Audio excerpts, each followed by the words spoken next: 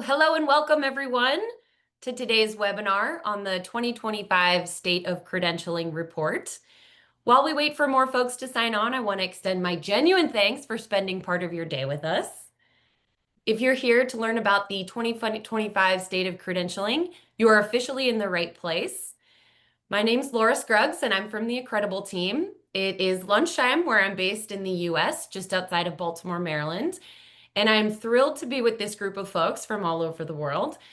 So please, if you'd like, drop us a line in the chat as we welcome more folks to the webinar. Say hello, let us know where you're joining from, what kind of credentials you're issuing today, or what you're most excited about learning from today's discussion.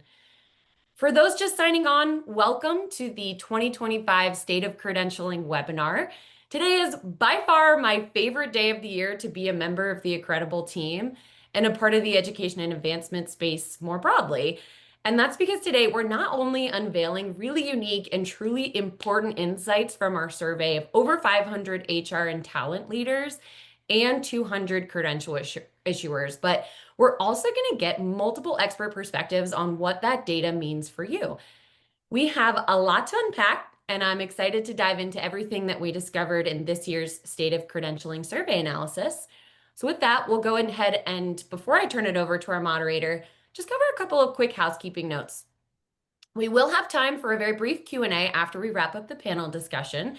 So please submit those questions for our panelists using the Q&A feature at the bottom of your screen in Zoom. Our behind-the-scenes team will answer some of those directly and select some to be answered live at the end of the presentation. Lastly, everyone registered today will receive a link to view and share the on-demand recording and take a look at the full report. So with that, I am thrilled to turn it over to the moderator of today's session, the force behind all things State of Credentialing, Ryan Greaves. Well, thank you, Laura. That was a bold statement there. There's a lot of people that took part in this and a lot of contributors out there, many of who are either on this webinar or maybe attending. So as Laura mentioned, I am Ryan Greaves, Senior Director at Accredible. I'm excited to share the highlights from our brand new 2025 State of Credentialing report. As Laura mentioned, this research brings together the voices of over 500 HR and talent leaders and nearly 200 credential issuers, giving us one of the clearest views yet on how credentials are actually being used in hiring and what the most successful programs are doing differently. And in just a few minutes, we'll have our expert panel join me. But first, I want to walk you through some of our most important findings from this year's report. Last year, our research focused on education and training leaders, aka credential issuers, so people running programs that certify or credential or badge learners, as well as the learners themselves. And one of the biggest takeaways we saw, 96% of learners who earned a digital credential said it was valuable for their career, and nearly 80% of those learners believed it increased their chances of a job offer. This year, we built onto that by looking at issuers again, but also the other side of the equation, which is employers, to answer three simple but very important questions. First, can employers trust the qualifications they see from candidates? Second, do they actually see and act on digital credentials in hiring? And third, what are issuers doing or not doing to meet those needs? So to get those answers, as I mentioned, we surveyed over 500 HR and recruiting leaders, the 200 education and training leaders about how they design and deliver the programs. And together, these perspectives give us an even sharper view of what it takes to run credentialing programs that deliver outcomes for everyone, right? The learners, the employers, and the issuers themselves. So let's dive in. Our first finding is all about trust. Employers tell us that confidence in candidate qualifications is a real challenge. And in fact, 84% of HR and talent leaders said they've caught or suspected a candidate exaggerating their skills or experience. Shocker, especially with AI resumes and all the things going on in that world. And because of that, 95% say they verify skills in at least some cases, and many verify for every single role. And that's just a huge amount of time and resources being spent just to make sure people are who they say they are. What employers are really asking for are better, more reliable signals of capability. And for issuers, this is your opening. Digital credentials, if designed well, can provide that proof and begin to close that gap. Wendy Safstrom, the president of SHRM Foundation, has a really great view, and she shared HR leaders increasingly recognize that skills and competencies are better indicators of job performance than traditional proxies like degrees. Digital credentials provide validator proof of capabilities, giving employers a more nuanced and equitable way to identify top talent. That really speaks to the promise of digital credentials. But recognition alone isn't enough. The credentials also have to be visible and trusted in order to make a difference in hiring. We'll get into that and some of the other key findings. But with that, there's a huge paradox. 94 or 91% of HR and talent leaders say they look for digital credentials when they review candidates. 86% of them say that if they see a digital credential proving a key skill that they're looking for, they're more likely to bring that candidate in for an interview. Yet only 46% say they regularly see digital credentials in applications and resumes as part of the hiring process. Think about that. Nearly everyone wants them, but fewer than half ever see them on a regular basis. That means issuers are missing the hiring moment, the exact point when employers are paying attention. Credentials have the power to influence hiring decisions, but too often they're invisible. Yet closing the gap isn't on learners alone. Issuers control two big levers. First, help learners share credentials where hiring actually happens.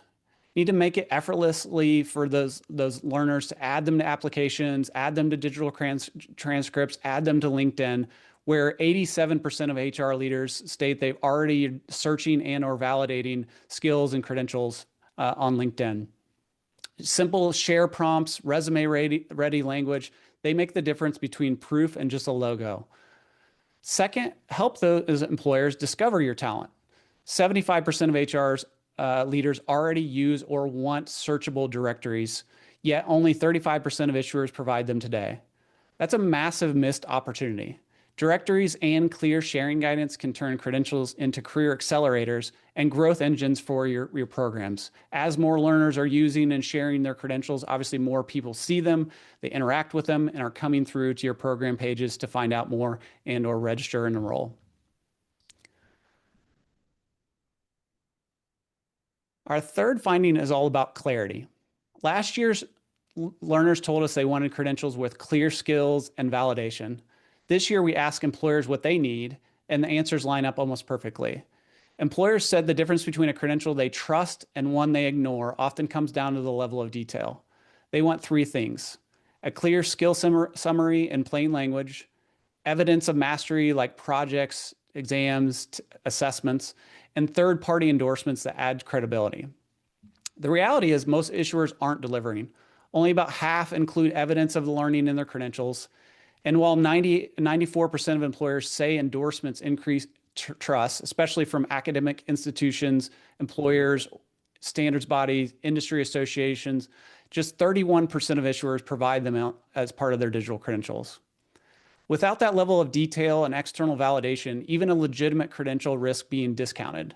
In other words, employers are asking for stronger metadata, that information that's embedded into the digital credential that makes skills, validation, and credibility transparent. But clarity for humans is only part of the story. Proof also has to work for the machines. 60% of HR leaders told us that credentials would be more useful if they were integrated directly into ATS and hiring platforms. But here's the gap. Only 34% of issuers today provide the machine-readable metadata that allows that kind of integration. And we realize integration is definitely a two-sided handshake. Issuers can't fix every ATS limitation, but you can strengthen the signal you control. That means embedding structured metadata, linking evidence of learning, and aligning with recognized frameworks so both people and systems can trust what a credential represents. Human clarity makes a credential meaningful. System clarity makes it truly scalable. And our final finding looks at what separates the most successful programs from the rest. The data is clear. This is 2 years running. Successful issuers are far more likely to have a documented credential frameworks in place. These frameworks act as a blueprint, aligning credentials with learning pathways, ensuring consistency, and making it easier to scale as you have more credentials, more badges, more departments, and other institutions coming on board. You need to be able to scale without badge sprawl. They're also more likely to move beyond surface metrics like enrollments. Instead, they track outcomes that matter: credential share rates, learner progression, career impact. That structure gives them the evidence to prove value for their program. And lastly, they know how to communicate that value. Only half of successful programs are recognized by senior leadership as strategic initiatives. Compare that to just 22% of their peers. That recognition doesn't just happen by chance. It comes from consistently showing how credentialing drives visibility for learners, impact for employers, and growth for your organization. In short, success isn't just about issuing more badges. It's about running credentialing like a strategic function, governed, measured, and championed at the highest level.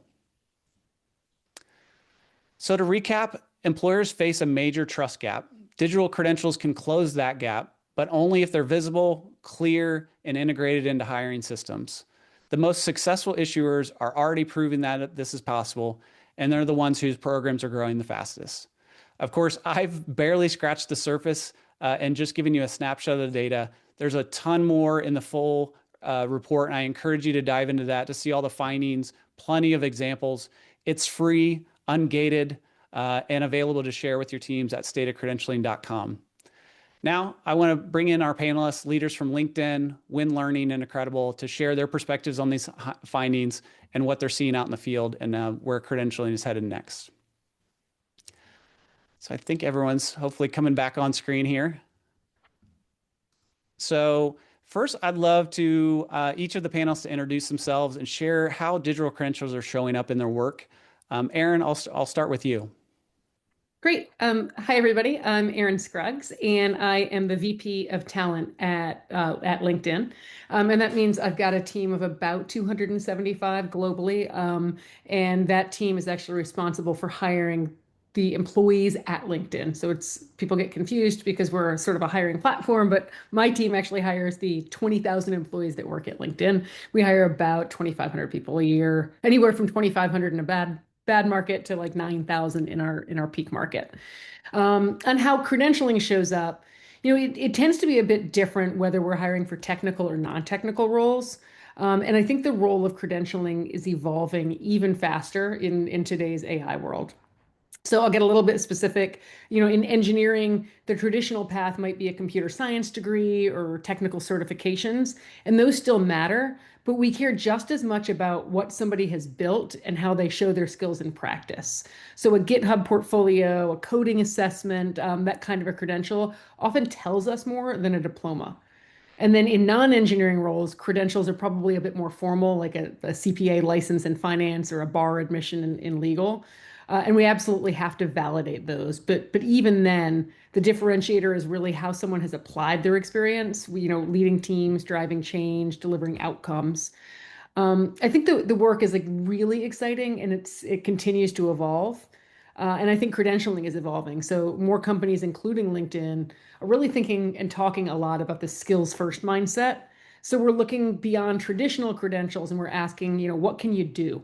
How do we validate that you can do that? And then how do we surface the skills pretty consistently across candidates so we make really fair, inclusive decisions? And then, of course, with AI, there's also this huge question of what's real and even who is real when it comes to candidates. So that's a pretty long answer to your question, but hopefully comprehensive. Yes, I love that. And yeah, you're playing at a different level with that scale of hiring. So you present a great lens. Tiffany, I'll turn it over to you too. Hi, thank you so much for having me. My name is Tiffany Voss, and I serve as the Director of Strategic Initiatives for Win Learning. And Win Learning, we are a national career readiness company who works with high schools, adult education programs, state colleges and universities, local workforce development boards, correctional partners, and community-based organizations across the country to help individuals develop foundational employability skills. So our solutions include foundational digital skills, essential soft skills, and work-ready math, reading comprehension, and data analysis skills that help students and job seekers master what's needed for today's workplace. Individuals who successfully pass our assessments earn credentials that are endorsed by the National Work Readiness Council. And we as a company have always been committed to helping and supporting learners build meaningful and marketable skills. And digital credentialing has made that possible. We are representing the issuer community today on the panel, and our partnership with Incredible has really allowed us to help our clients help individuals develop a digital profile. Many of the folks that use our skills and our solutions, they don't have a digital profile and they're actually looking for jobs that they may not need a LinkedIn profile, but they need to be able to make their achievements visible and portable and verifiable to potential employers and educators for all the reasons that you just mentioned, Ryan. And so we're really proud to announce that recently we hit more than 100 digital badges that have been shared by our end users of our solutions, and really excited to share about just some of the things we've been seeing recently from our partners across the country and how their end users are seeing the results from digital badging. That's amazing. But I do want to correct you, Tiffany. You're totally selling your program short. I think you mentioned 100. It's 100,000, correct? 100,000. Okay. I just Yes, want sorry. didn't mean to live correct you, but didn't No, want you to sell your program short. You all are doing some awesome things. So no. We're uh, so excited to have this tool for sure. amazing.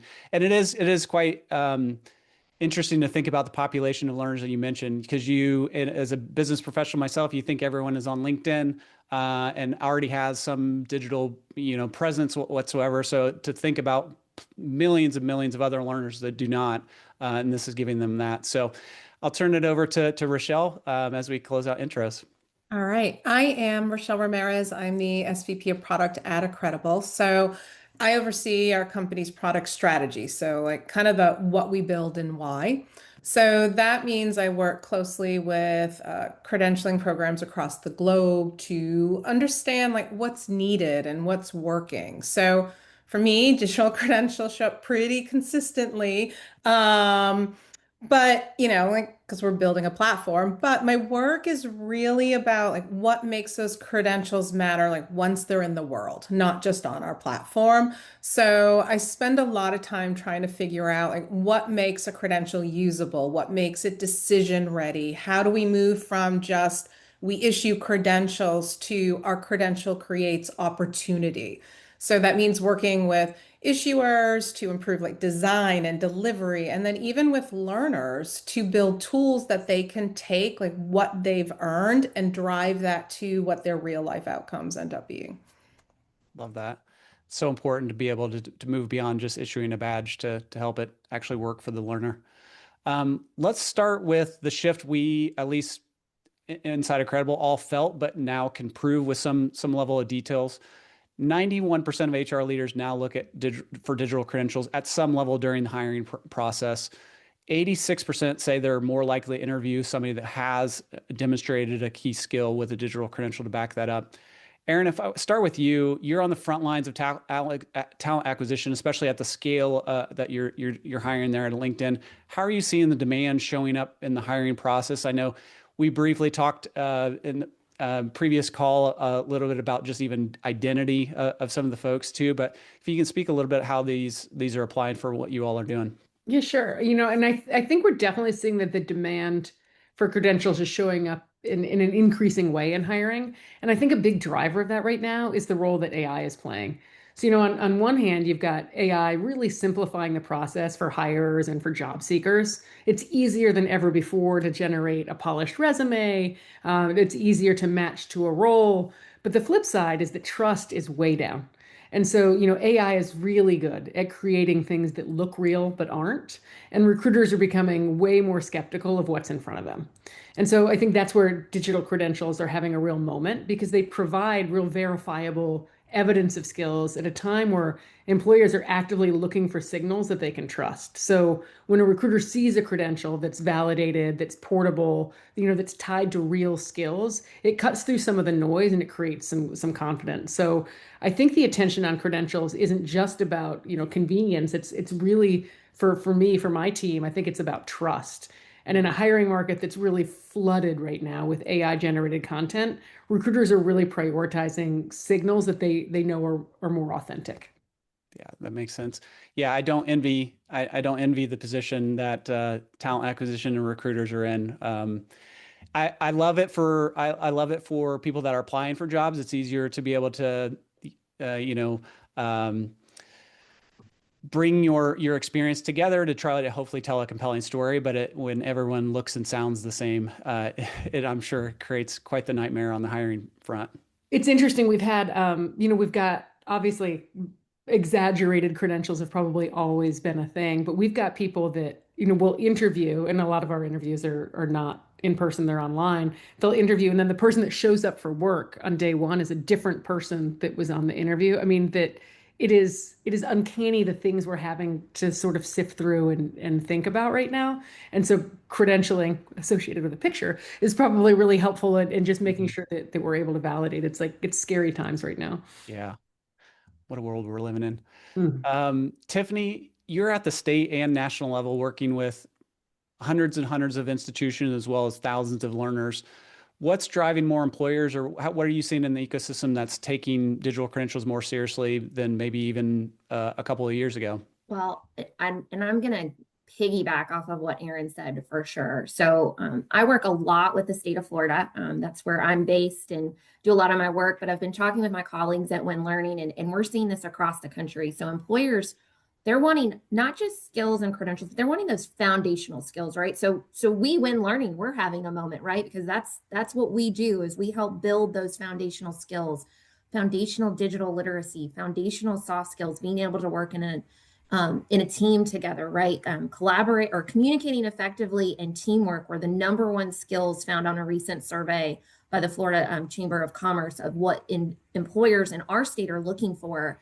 And just like Aaron said, you can use AI to develop a resume, and you know that communicating is in every job, being able to communicate is in every job posting. So you put it on there, but that doesn't mean you actually can do that or work well in a team. And so being able to have the digital credential and that digital badge showing that an individual has gone through our training, passed the assessment, and mastered those soft skills is a really great tool for them to be able to show that, hey, I'm not just saying it, I've proved it. Mm-hmm. And here's my credential to show that. And I think that's having a really big moment and helping our partners show that to their end users, and then make sure our employers across the state are looking for that is really helpful.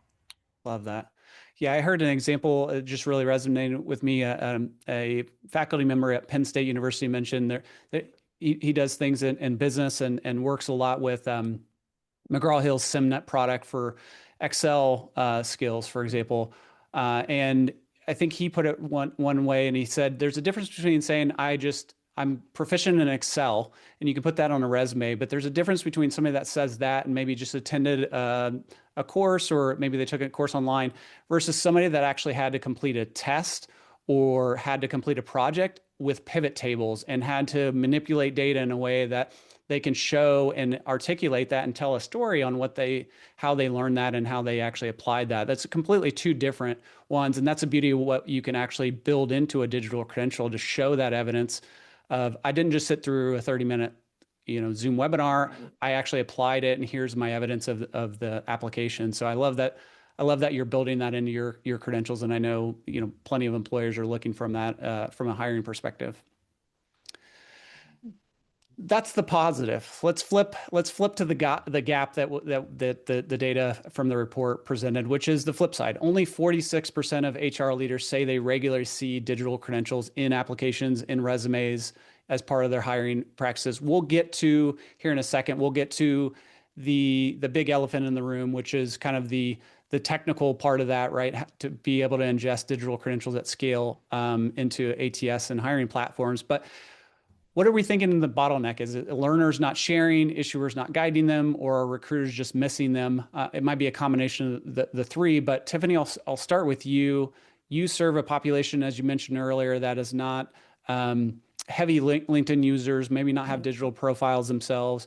How are they using their digital credentials or credentials in general to help them build more visibility with the hiring folks out in the world?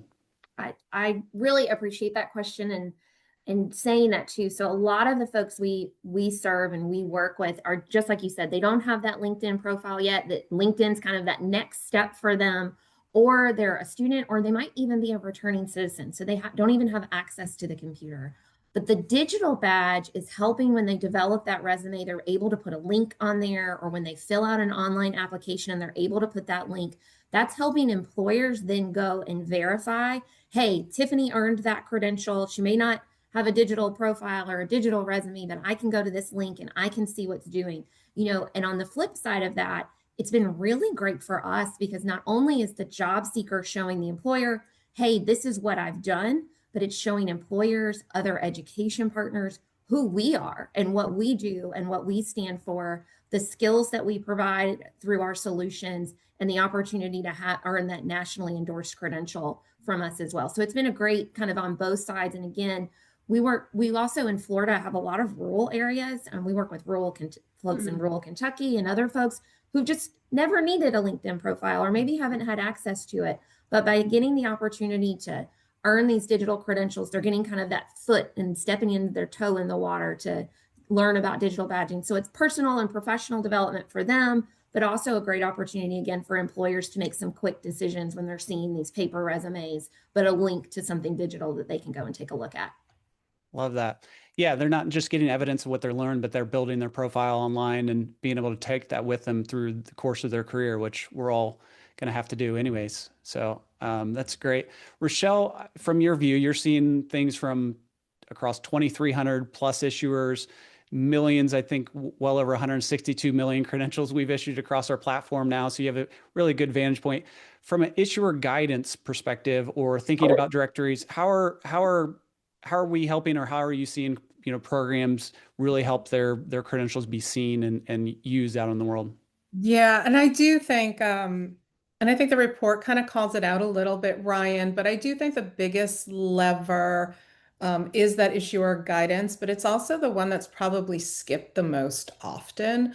So a lot of programs assume learners will know how to use credentials in context of their goals. So whatever that goal may be, and a lot of them don't. And so that guidance needs to be embedded throughout the whole learner's journey, like right by highlighting what the credential represents in real world career relevant terms, like while they're still learning. And then again at the end moment, like that moment of delivery when you're saying, here is your credential, it gives you the opportunity to reinforce everything that you were laying down in that user's journey, and tell them, where does this belong? So it belongs on your social media, whichever type that you have, whether that is LinkedIn, whether that is TikTok, whether that's Instagram or any of the others out there, on their resumes. Sometimes learners don't always make the connection that these would actually go on your resume. And so sharing those bits of pieces of information,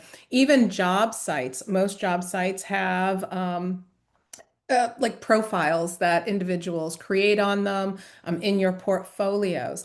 There's another similar lever in this that is kind of like guidance, but it's also the usability of your credentials. So you can't just hand over a badge and hope for the best, right? So you have to sort of make it easy for learners to take action by offering like those built-in sharing tools to multiple social platforms, the ability to put things in their email footers, downloadable files for different situations of credential use, items like that, all the interactions that learners need when they're trying to promote themselves. And that's one of the things that we've got to remember, that with a lot of these credentials, it's not just, I learned this thing. I learned this thing in order to be able to promote I can do it, or I certified myself in this thing to prove I am capable or qualified for this thing. So the easier those steps are, the more likely they can do it. And then last to what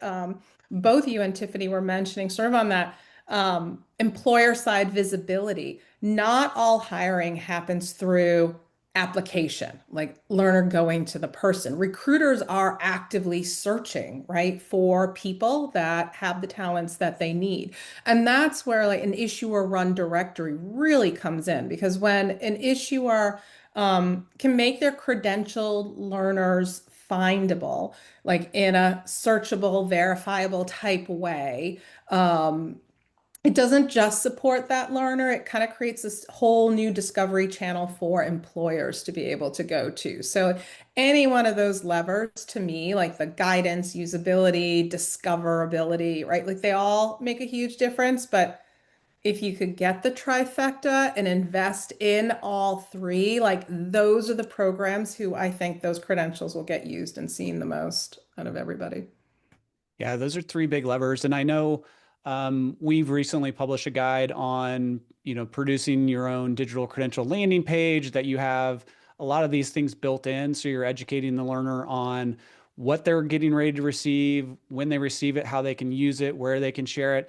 I would encourage everyone that's on this call that's running a program to dive into the report, because there's a ton of amazing data, not only that I referenced earlier, that speaks to data that you would probably want in your landing pages and your credential delivery emails that encourage your learners to share it, and why they would want to share it, because employers are looking for this. They're scouring or looking at LinkedIn on a regular basis. And so adding those proof points to your delivery emails, your landing pages, your communications with your learners really can help encourage them to, well, why should I share this? And I know, Aaron, you and I talked a little bit about LinkedIn, the two different areas, right? You have your news feed that is great as you earn something, you earn a credential, and there's that excitement from that. That's amazing. You'll get a lot of engagement, hopefully, from your network. But also there's that license and certification section within your profile. And that's where you can embed your credentials. And so encouraging learners to be able to do both, right? If that's just LinkedIn, but those are two really good areas that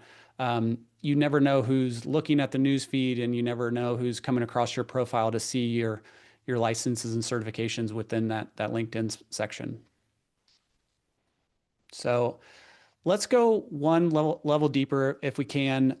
It's one thing to see a digital credential, but I love, Aaron, on your perspective, you mentioned trust as being a really key area. You need to have the hiring manager, the recruiter, the talent acquisition leader, they need to be able to trust what they're seeing. And from a hiring lens, what has been there? What has been there for you or your team from a credential that actually tips the scale and helps make and inform a real decision? Yeah, I think I think a credential actually changes a hiring decision when it helps reduce uncertainty at the exact moment that a recruiter or hiring manager is hesitating. Mm. So that might be when a candidate doesn't have a traditional degree. It might be when they're making a career pivot and you're trying to figure out if their skills are going to translate. And it might even come when they've come through sort of an AI assisted application when they all start to look the same.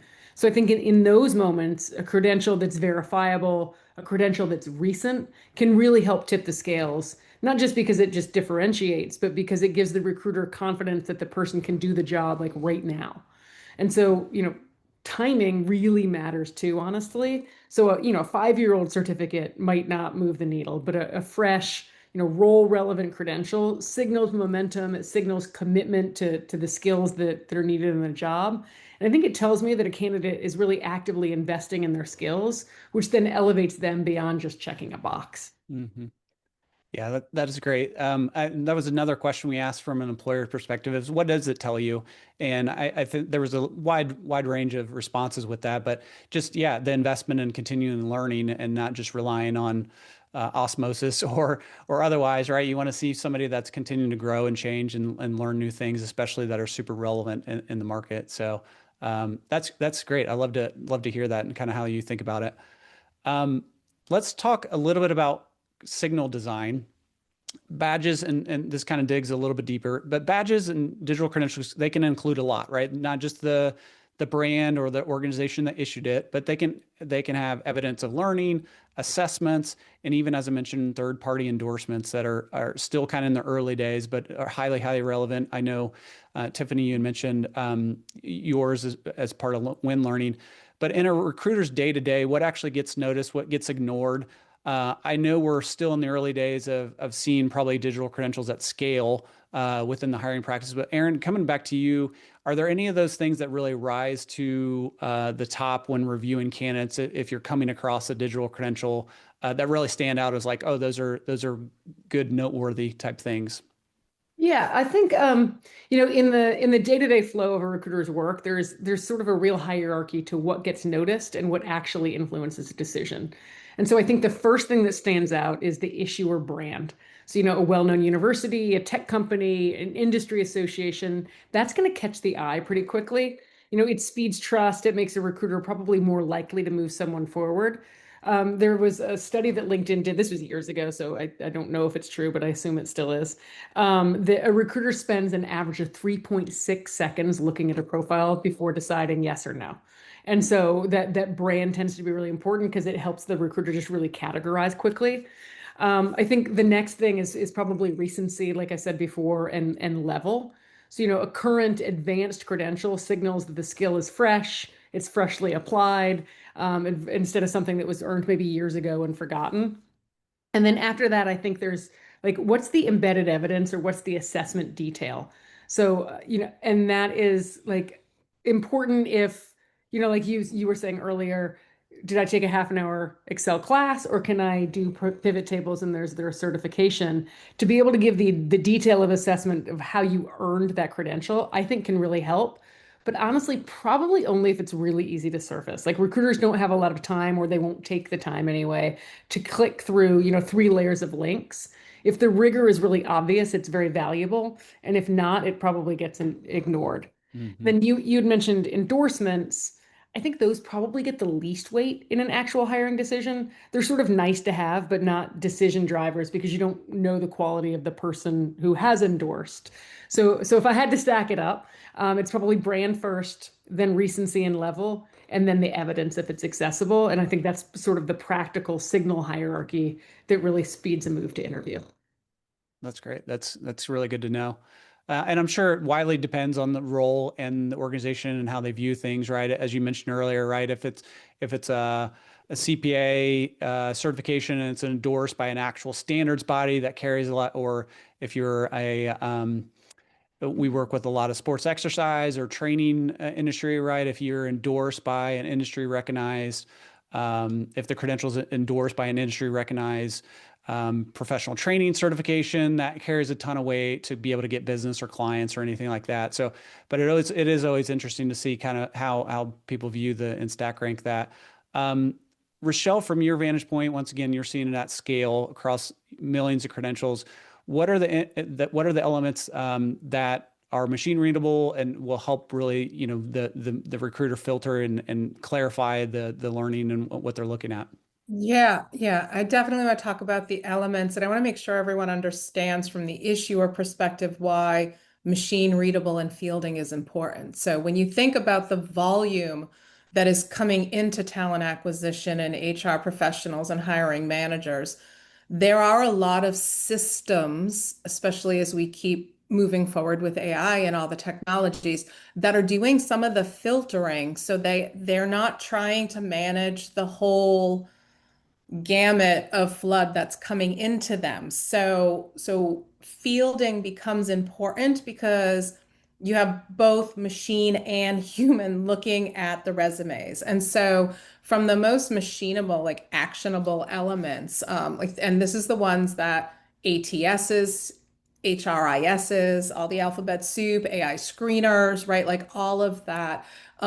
The top is probably going to be skill tag and earning criteria. So, like as fields, because these match directly with job postings and job descriptions. So, they're going to help the systems identify the alignment between a candidate's capabilities and the role's requirements, right? So, that's where you're going to get a lot of filtering.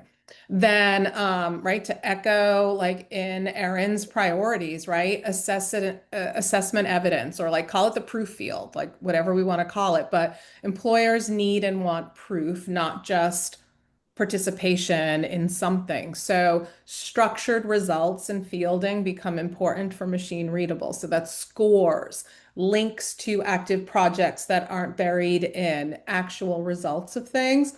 And then I got kind of giddy when Erin mentioned all dates because dates sounds like such a boring field, but from a machine standpoint, hiring systems do just like you weigh someone's experience being relevant on when they had it in their career. You have the same thing on skill acquisition. So including the issuing date of the credential or the earning of it, along with the expiration dates, that helps avoid false positives for employers. You don't want to assume someone's technology skills from 20 years ago is applicable to those technology skills for today. Um, Even when we're talking about fielding, credential level or difficulty, sometimes these get hidden in design and not in the metadata fields. But things that isolate out items like, is it a beginner?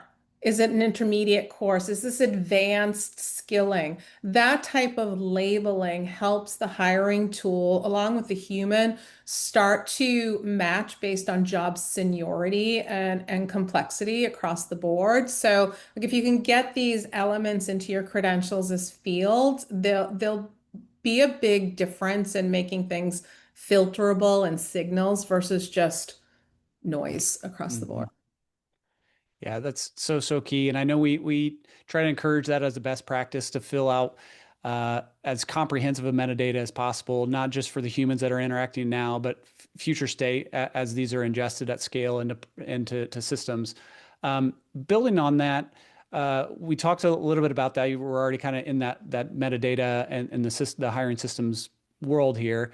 Rochelle, coming back to you, what's the simplest step? I know you already talked a little bit about that, but like how can we encourage more issuers to continue to ensure that their credentials are you seeing that built into more of the credential design frameworks at this and governance stance or how can we get more issuers to fill out more of those fields? And we know it's tedious, but those are encouraged, especially as you're going to set your learners up for success, especially as these start to be ingested at scale. I'm not sure the first part of my answer is the simplest way, but I do think a starting point that would make everything else simpler for issuers is to start to shift how they think about credentials and don't just think of them and design them as learner recognition. And I think we're still in a place where a lot of credentials are learner recognition. But if your learners' goals are tied to their employability or their growth, then the credential has to be able to express that, not completion. And so that brings us back to like the machine readable fields or some of those levers, right? Like that we're talking about, because if we're going to make a credential understandable and represent the reason that a person bought whatever they bought from you to earn that credential, then we've got to make it easier for people and recruiters to read. So, like the two fields that stood out the most in the report for me were skills and the proof of learning, right? Like I feel like those are common sense fields. And so if I was going to pick like truly the simplest single step an issuer can take, it would be to surface those, especially skills clearly and directly, right? Because skills are what a machine's going to look for. It's what recruiters and job boards are scanning for to do a lot of the matching. And so that will help them. And I call that out because today we are still seeing way too many programs burying skills in a course title or hiding them in the paragraph description of their credentials. And so you're expecting people to have to scan through all of that content instead of being able to make it, um, the field level metadata. So, just saying what the learner can do, right? And putting that in a structured, recognizable field, I think that would make the biggest difference. Makes sense. Aaron, from your side, I know you're not necessarily on the technical side ingesting these at scale into systems, but when it comes to the elements of what should issuers be thinking about to make their credentials travel into these hiring systems, would it be the same ones that you would probably still be on your list of like these are the things that I look for or our team looks for that bare minimum those are the ones that we need to start amassing at scale as you're starting to hire at the level you are right now? Yeah, no, I think because I am in TA at LinkedIn, I actually spend a lot of time thinking about metadata and skills Love it. taxonomies. And Great. I know I can nerd out on this stuff. I really can. We work a ton with the product team. So I think, the metadata is really important because that does help me. I'd said this in the chat for those who didn't see it. In India on a Friday, if I post a role at noon on a Friday, I have 30,000 applicants by Monday morning. And then for some roles, I have 150,000 applicants by Monday morning. And so this ability to be able to whittle the top of the funnel using the metadata of these credentials is really important. So I think, I agree with everything Rochelle said. So I mean, I agree with everything, which is it's basically the most important thing is the skill tag, then it's the proficiency level. Then I think it's verification so we can trust that it's real. And then we've talked about this before, but there's the issue and expiration dates. And then if we get really deep, it's like, how was that skill assessed? So I think it is the same things that I said, but probably in that order. Okay, that makes sense. I know we're coming up on time. I want to turn it over to audience Q&A real quick, though. I want to come back to Tiffany, because one of the other things we saw in the report data that also stood out from an employer perspective and really helped credentials have value and weight in the world were some of these collaborations, some of these partnerships, whether they're truly third-party endorsements or they were just working with employers, working with the state and local to make sure that the learning or the certification that is being provided is actually going to be valued and necessary. And so, Tiffany, I'd love from your perspective, not just with Florida Ready to Work, but at WIN, where have you seen this collaboration really like improve trust, outcomes, and kind of how did you make that work, or what have you seen that stood out? I think that's a great question. And we're seeing that really across the board and an opportunity really with our local workforce development board. So as we're working with folks across the country who are serving individuals with barriers to employment, being able to come together and have them focus on these foundational employability skills, which again, a lot of folks who have a digital profile have got foundational digital literacy skills, right, that are needed in the workplace. But these folks who have barriers to employment don't have that skill. So by using our programs across Florida and across the nation, they're able to then earn those and master those employability skills, but then using the digital credentials and then kind of putting them that step further. And just like we said earlier, using those online applications where they're able to develop that profile and focus on those skills. Though I'll tell you, I was feverishly writing down everything Rochelle was saying because I think we can even improve upon how we're coaching our learners and how we're coaching our clients with putting that in there, and then what we can do for our own Accredible page. And the other thing I'll tell you is that we're working with different partnerships and apprenticeships on that twofold, right? So helping them earn our credentials that they can put on a digital badge, not only for the learner, but then these apprenticeship programs who are recruiting employers to take these students. It's a twofold, and that's how our partnerships are really kind of coming together. I've got a lot of folks who are like, I don't know what the Florida Ready to Work credential is, but I know I want somebody who can open a computer, who can use digital communication skills, who has a basic understanding of AI, or who has foundational soft skills, who can work together in a team, and show me how they know that. And we've been able to answer the call from employers with the digital badge. Love that. Yeah, that's so important. You're not just creating something in a vacuum and hoping that it's valuable out in the world. You're Right. actually kind of validating before you go with it. Absolutely. And we're honestly constantly changing our training, or I shouldn't say changing, but updating our training because things change. And we actually tell our clients, if you had somebody go through it in 2020, have them go back through it again in 2025 because we've updated it and because things have changed drastically since then. And it's helped them really just improve those skills. And again, we've got that date feature, so it helps them see that, okay, I went through soft skills then, but what are some of the new nuances now that are coming into the workplace? Awesome. Well, I know we're coming up on time. Thanks, everyone. That was amazing. That was such good insights, especially as we look at the report and the data. Now I'll turn it back over to Laura. We'll start fielding some of the questions from the audience. So many great questions. And I think that last comment that you made, Tiffany, around keeping up with the skills that are most in demand in the workforce addressed a couple of them that came up through the chat. I will share a couple that were submitted by our audience. Feel free to continue to submit those. We'll get to as many as possible through the Q&A box. One question is about from the hirer's perspective. One member was curious to know how we handle multiple candidates with the exact same credentials. I guess that's for me. So it happens a lot, and it is really hard to differentiate.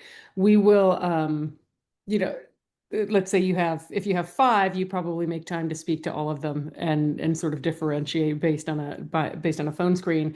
If you have 200 or 300, it gets a lot hairier and more difficult to do. We tend to do sort of what we call top of funnel assessments through our ATS, where we have like sort of knockout questions and things like that.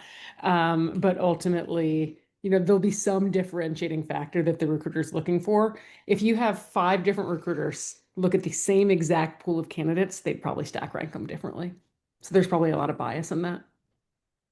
And the human element still matters.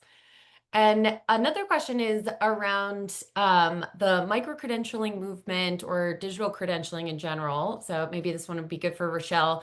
Do you think the micro-credentialing movement will impact the teaching profession, or we could probably say just work more broadly? Does this suggest we may not need a bachelor's degree to be a teacher or any other profession where that's currently prevalent? Oh, you throw the loaded question of does higher education need to exist in the long term over to me?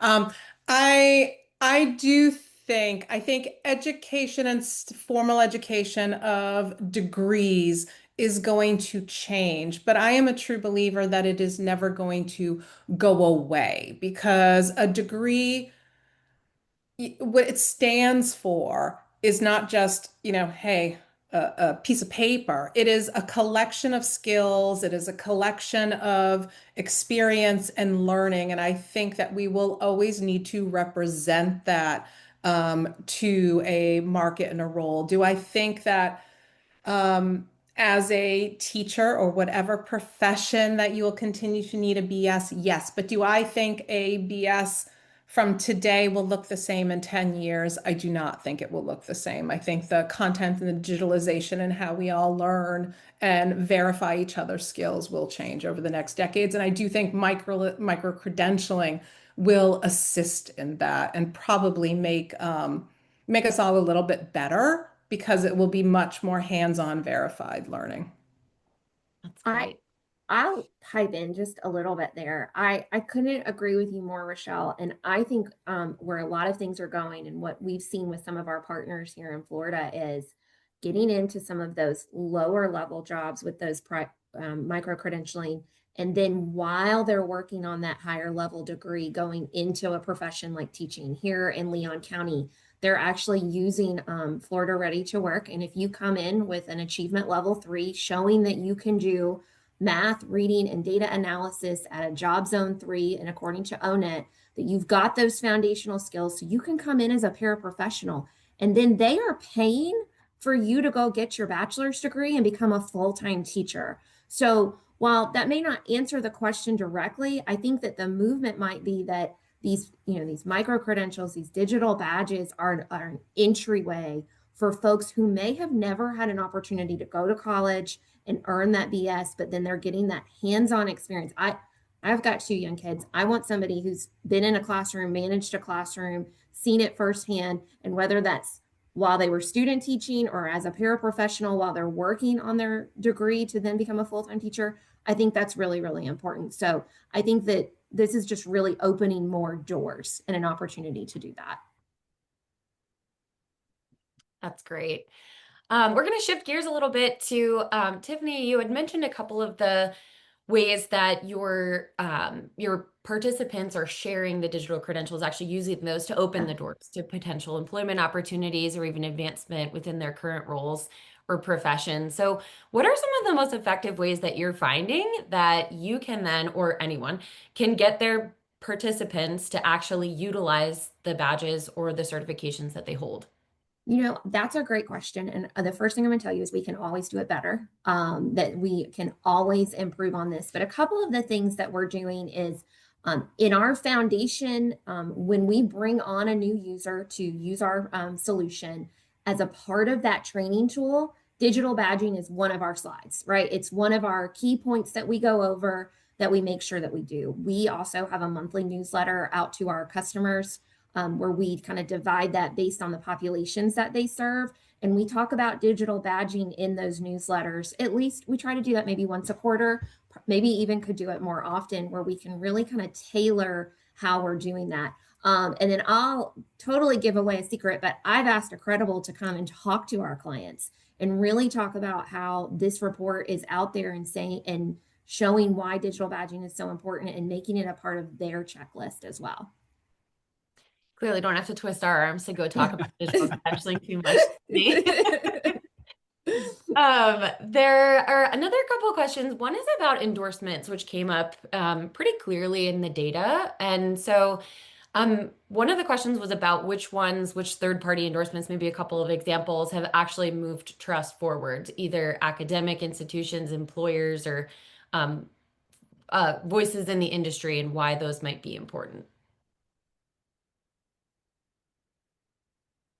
Anyone can dive in.